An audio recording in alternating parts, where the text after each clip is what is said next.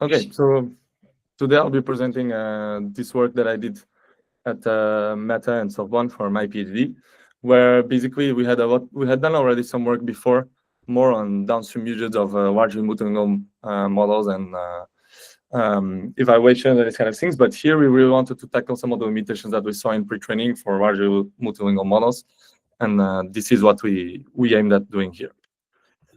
So I start by going over some of the current approaches, so contextualization, then the approach, and then why this is relevant for you and for other people. So in terms of current approaches, so basically still the standard way of training a model, whether it's an encoder model, decoder model, whatever it may be, is that you have many languages and you put them all into a fixed size model where all layers are shared across all languages, which then means as you increase the number of languages start fighting more and more for the limited parameter count that you have. This creates what is called the language interference, where languages start to interfere with each other and degrade each other's performance. So one of the most common models that people use is BERT-like approaches, where here you can see this trend that is called the cursor multilinguality, which is this phenomenon that I was explaining. And one of the ways to lift this is by making the model bigger. However, this comes, of course, at an increased computational cost and slow inference because you have a big model, it's hard to use, and it just becomes intractable for many scenarios. And an alternative could be to use sparse architectures, which is what we explore. So the most famous thing is mixture of experts, where basically you increase the total number of parameters of a model, but you keep the active number of parameters, so the parameters that are actually activated during inference fixed. So you learn the routing throughout these experts, and the routing is done at the token level. One of the caveats of this is that it's not so trivial to train. First, there is this balancing loss included and many other tricks that are needed to make this work. Communication overhead is hard and many other limitations. So another common approach that people use is also to use adapters. This is more commonly a fine-tuning strategy, and it does increase the active number of parameters. And in machine translation, some people also use language-specific layers or language-specific decoders or encoders. However, this doesn't scale very well because you increase a lot your parameter count. And so we basically thought about, okay, well, what can we do here where we try to indeed reduce this interference, but we also take into account that we know that languages that are similar, if processed together, they can also boost each other's performance. This is language transfer. So basically the question was, okay, how can we maximize this language transfer and minimize this interference across many languages? And this is what we basically try to do here, which basically what we do is we create these group-specific layers where basically each, we can call it expert, will process a group of similar languages together. For instance, here in group 1, you could think of Spanish, Portuguese, Italian, and other languages that are similar. They could be processed together. And then in the middle, we would have some language agnostic layers. And then again, in the end, you have expert layers that are specialized in groups of languages. This is nice because indeed it doesn't reduce the interference that we saw, and the transfer is boosted, and the model size doesn't scale so much. And since we know the routing beforehand because we define the groups, it doesn't have the training limitations of MOE and also the scalability issues of the language-specific layers that I was saying before. The way you can think about it also is that you have basically a stack of layers in the bottom that kind of projects all languages into a common reasoning, processing, whatever you want to call it, space. So all languages are processed in their own way into this shared space, and then they are processed in a language agnostic, pure semantic way, and then you project them back into their representations. So here, first, we started by just doing some initial experiments to show indeed that we can see differences by putting languages together or not. The first line is just a fully dense model. Then we have two bottom lines where we have family groups where we do this approach that I just mentioned.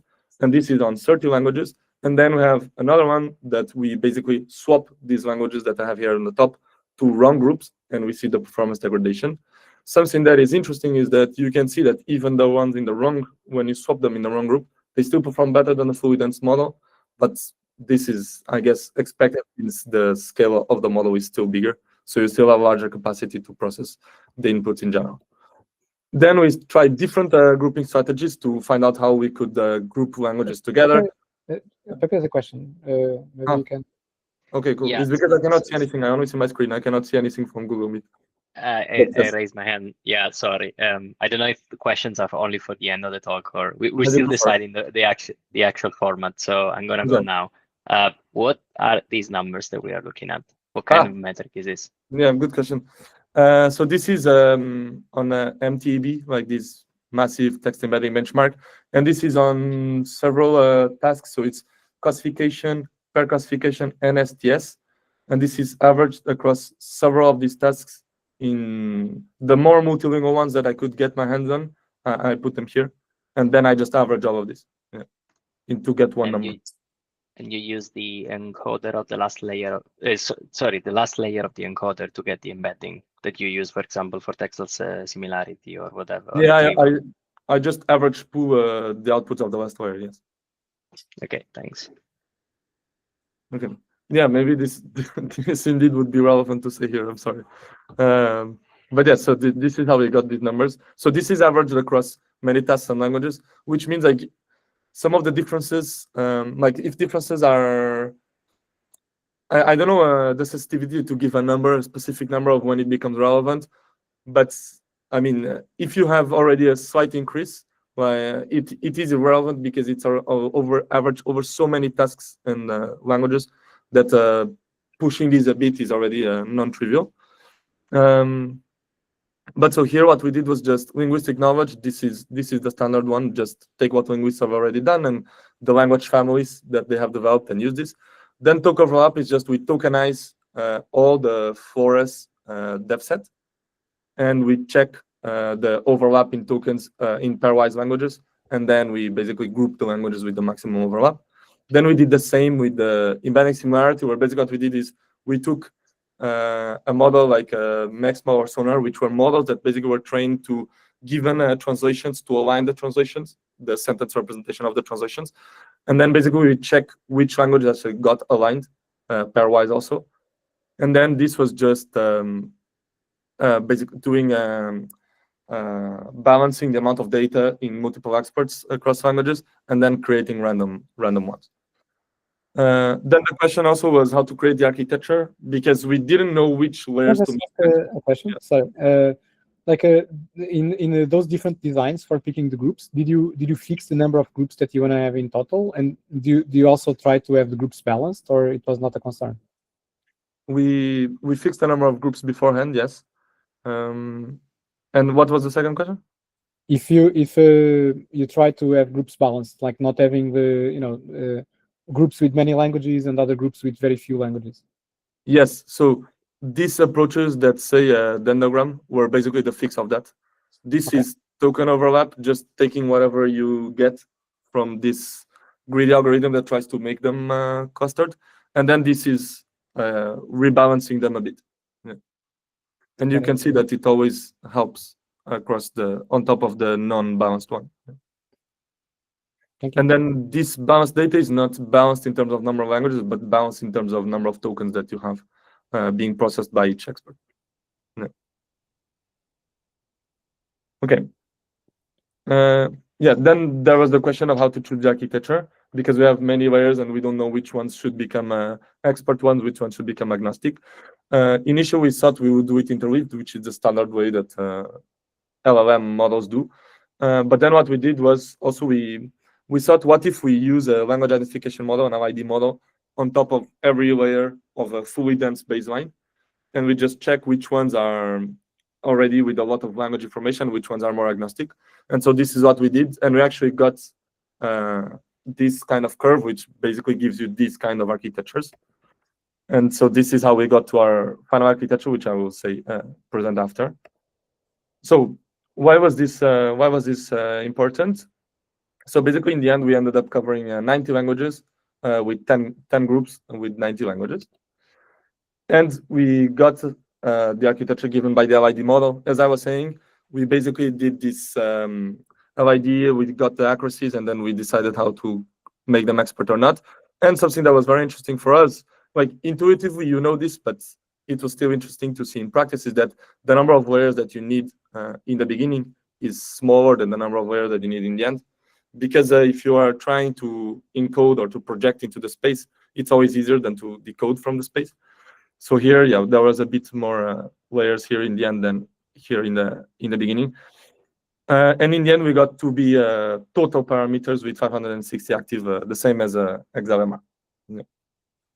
So again, this is the breakdown of what you were asking before, which is what results did we get on what were these numbers. And basically, this was average, as I was saying, over classification, per classification, and STS. And this was average over many languages. And basically, so we have Hexalemma and BERT. These are just the public available models. Then we have Multilingual, which is baseline trained on the same data, same configuration, etc., as our MOL model. And you can see that we outperform it by almost 6%, which is very significant. So this indeed gave us the results that we were hoping for, and it is indeed a much better training strategy than just doing a dense model. Then something that was also very interesting was here on the right, you can see that I have this fully dense baseline, and then I have my MOL model already here. And you can see that the performance is more or less less than 1% gap. And here you can see that the performance is almost 6%. This was on 30 languages, this is on 90 languages. So it seems that when you scale the model, the performance gap is increasing even more compared to the dense baseline. And something that we are doing now is to train it on even more languages, on the 200 languages that NLB also covered. And this is what we want to do to then open source these models, because they are not open source yet. Can I ask a question? Like Yeah. for comparisons between dense and sparse models, Yeah. You have the same number of parameters, the same number of active parameters. Are you making this? What? Active parameters, yeah. The same number of active parameters. Okay. Yeah. So So these gains come at a cost that you need more memory to store the Yes. model parameters overall. Yes. However, there is also something that is, since these experts are, you know which expert you need for the language you're going to cover. If you are doing downstream evaluation on one language, you can actually load exactly the size of the model that is exactly of the same size as the other ones. Because these experts are disentangleable. They are not, you don't always activate all of them, you activate only one, and you know which one you will activate beforehand, because there is the criteria is just really language based. So actually, if you only want to cover Portuguese on your downstream evaluation, you can load just the Portuguese part, and it's exactly the same size, active and total, as the other ones. But can you remind me again how many groups do you have in total? How many? 10. Okay. Yeah. Yeah. Okay. Okay. Yeah, this is a bit hard because I don't see anything from Google. So if you have a question, yes, say it, because I cannot see anything. I only see my screen. I don't know why. Okay. Then there was also the question of how does this do in low versus high resource. The most interesting part is to compare it against our dense baseline, of course. But even compared against the open weights model is also interesting. But against our dense baseline, we see a huge boost in both. Here, a bigger boost in high resource, which was very interesting for us, because basically our intuition was that low resource was, of course, going to see a big boost by doing this, because now it has its own parameters that are not being as touched by other languages, so they are more updated only by their own languages. But it's also interesting to see that high resource here has a very big boost, because also high resource is not as interfered by the low resource languages, which usually have more noisy data. So this for us was very interesting to see, because it was a bit unexpected outcome. Then there is also the question of how does this compare to a standard MOE model. And we also trained the standard MOE model, both route at the token level and at the sentence level. Is there a question? No, sorry. No worries. Sorry, just because I don't see anything. Yeah, so basically, there was this question of the comparison against MOE, and we did the token level and sentence level. And the thing is that MOE had been showed before to not work super well in encoders. Like, it doesn't work as in LLMs, where we know it works very well. And here we did see that it also underperforms a bit compared against a dense baseline, and it underperforms a lot then against MOL. This was done on the 30 languages. That's why the results are not as good as the previous table. but this was enough to show. And we do see that the routing on the MOE and etc. It does seem okay. Like the MOE did learn how to route. It did learn more or less uniform routing as is expected, etc. So it's not like it was a bad MOE or poorly trained or that it was not well balanced. If we actually inspected the model behavior, it does seem to be a normal MOE behaving in a normal way. It just does not seem to perform very well. Yeah, and then this is the last slide, which is just basically a recap. So yes, we proposed a new architecture that was able to get quite good performance across all tasks compared to dense baseline or even open weight models. And yeah, we think it's a very interesting research direction, and I hope you enjoy the presentation. And now I can also discuss some future directions that we are thinking of and other stuff, if you would like. Yeah, maybe we can take some questions now. Pepe has a question. Okay, go for it.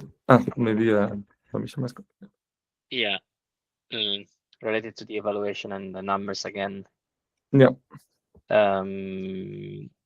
So that's an average on the tasks of the MTB benchmark, right? Yeah.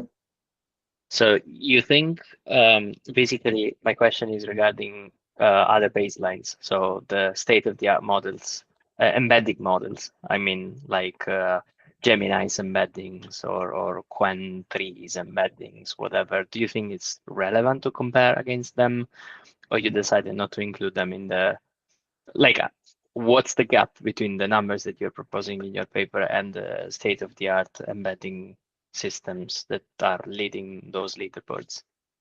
Yeah, the gap is huge because those models are trained really at the sentence level with contrastive losses to really hyper optimize these tasks in this benchmark, which is not what we did. We just did mass language modeling with strategy versus dense models, so the gaps are really big.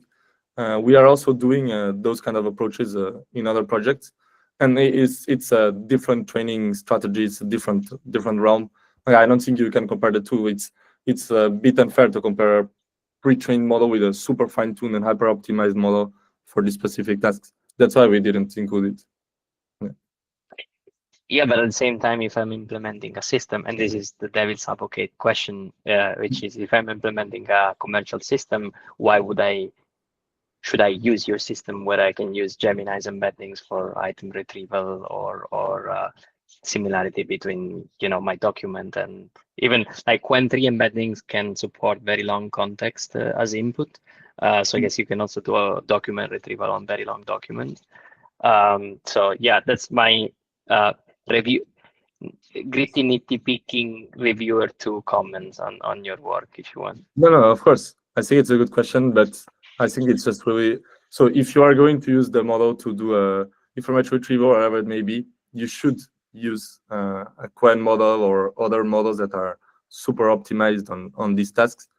But the question is, if you are going to train a Qwen model yourself, on top of which pre-trained model should you train on? And that is the question that we are solving here. This is not like in current day and age where people are already not using BERT models and are more leaning towards these kind of models. It doesn't make sense to use this. But the question is, if you see most of the MTB approaches, they still start on top of MBERT or XLMR. This is what we're trying to replace, not the next step, Like the question is more on the pre-training. This is what we want to tackle. Yeah. Does it make sense? Okay. Yeah. Thanks. Yeah. So I have a more high-level question. So, one of the big difficulties in multilingual models is to transfer knowledge across languages. For example, your data might have a lot of knowledge for English, but then it's very hard to transfer this information to Portuguese, let's say. Did you actually measure if it's easier to transfer this knowledge in this architecture compared to dense models? Is there any of the benchmarks that you evaluated on capturing this kind of thing? I don't think any of the benchmarks that we have captured this question. However, something that we did see that it doesn't really answer exactly your question, but I think for us it was hinting towards the direction, which was if we do the language identification on the middle layers of our approach, we can see that the accuracy is very low. compared to the standard dense model, which for us meant that all languages are kind of reasoning in a common space. So it must somehow imply that the knowledge you have in English is now shared across all languages because they are all reasoning in this same space. Yeah, but by the same argument, dense models have all layers shared, right? So that's not. Yeah, but that's with that. Yeah, but yes, but then it's too much, right? Because then there is more interference than sharing. Yeah.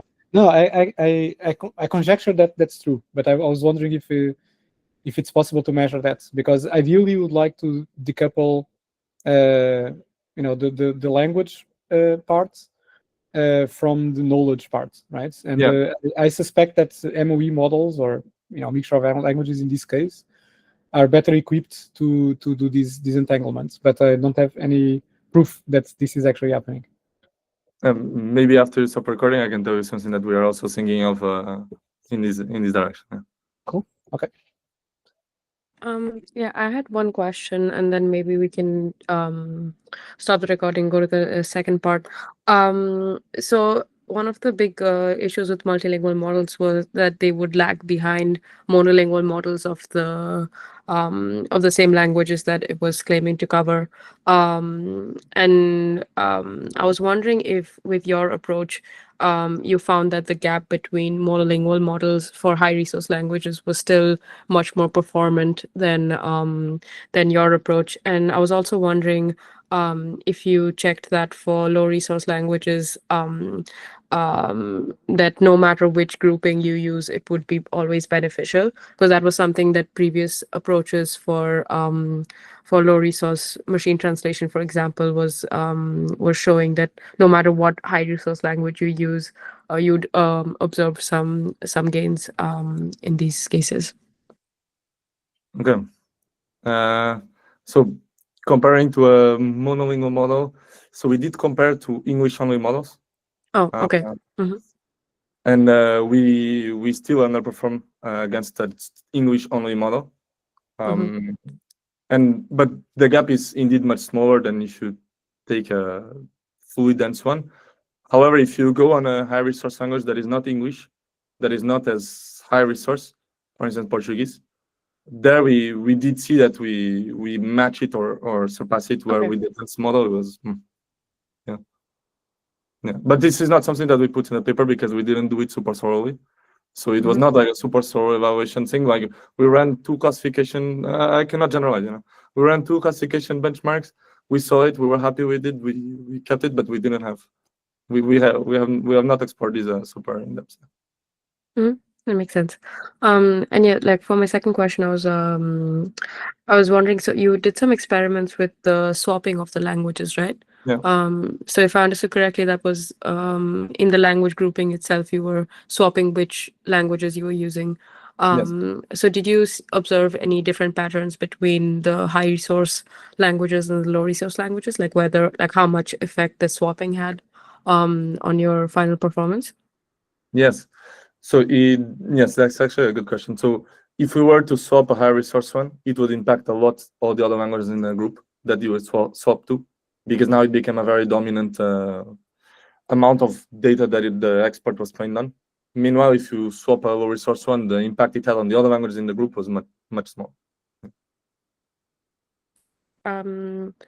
If there are no more questions, then I think we can stop recording. But yeah, if other people have some questions, I think we can do that now. I do have one short one.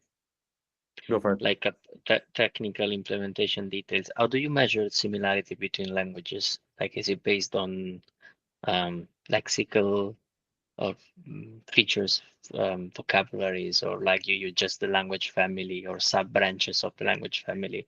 Or what did you do there? Yeah, if you can share the detail. Sorry, I forgot to say. In the end, we went with the language families because the performance gap was just small enough that we thought it was worthwhile to have something that is easily understandable.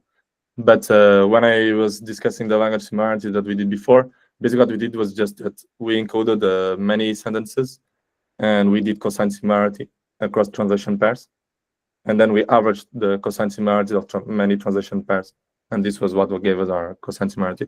But this actually was, the performance was super, super slightly better than the language families. And we thought it was not worthwhile to have something that is much harder to understand, that it performs super slightly better, than we prefer to just stay with the language families. Yeah.